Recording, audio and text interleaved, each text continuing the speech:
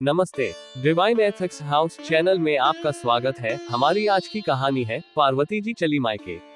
एक समय की बात है जब कैलाश पर्वत की अद्भुत और मनोरम वादियों में भगवान शिव और माता पार्वती का निवास था। वहां चारों ओर बर्फ की चादर से ढके पहाड़, शांत और पवित्र वातावरण था। एक दिन माता पार्वती को अचानक अपने मायके जाने की इच्छा हुई। उन्होंने शिव जी से कहा, स्वामी, मुझे अपने माता पिता और परिवार से मिले बहुत समय हो गया है।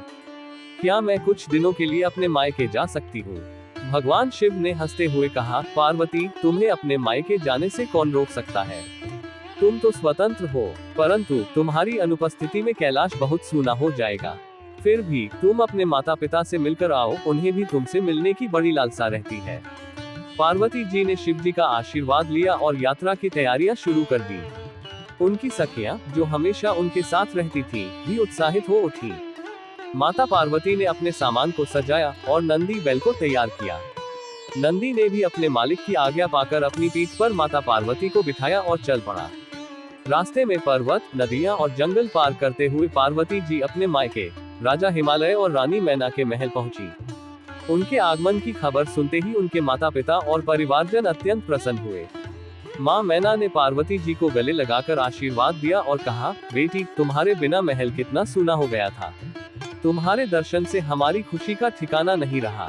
राजा हिमालय ने भी पार्वती जी का स्वागत किया और कहा, पुत्री, तुम्हारी याद में हम लोग बहुत दिनों से प्रतीक्षा कर रहे थे। अब तुम्हारे आने से हमारे घर में फिर से खुशियां लौट आई हैं। पार्वती जी ने अपने माता पिता से मिलकर उनका आशीर्वाद लिया और महल में प्रवेश किया।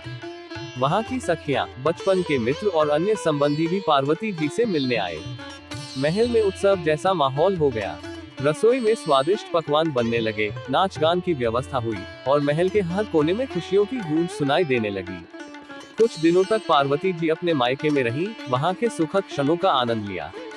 उन्होंने अपने माता पिता के साथ समय बिताया, उनकी सेवा की और बचपन की यादों में खो गई। महल में सभी लोग पार्वती जी के आगमन से बहुत खुश थे, परंतु धीरे धीरे पार्वती जी को कैलाश पर्वत और भगवान शिव की याद आने लगी। उन्हें अपने पति की चिंता सताने लगी और उन्होंने अपने मायके से विदा लेने का निश्चय किया। उन्होंने माता पिता से कहा, माँ पिता जी, अब मुझे कैलाश वापस जाना होगा। शिव जी मेरी प्रतीक्षा कर रहे होंगे। माँ मैना और पिता हिमालय ने पार्वती जी को आशीर्वाद देकर विदा किया। पार्वती जी ने अपने मायके के सभी लोगों से विदा ली और नंदी बैल पर सवार होकर वापस कैलाश पर्वत के लिए रवाना हो गई। कैलाश पर्वत पर पहुंचते ही भगवान शिव ने पार्वती जी का स्वागत किया। शिवजी ने कहा, पार्वती, तुम्हारे बिना कैलाश कितना सूना हो गया था। अब तुम्हारे आने से यह स्थान फिर से जीवंत हो गया है। पार्वती जी ने मुस्कुराते हुए कहा, स्वामी, मायके में कुछ समय बिताकर मुझे बहुत खुशी मिली, परंतु आपके बिना जीवन अधूरा है।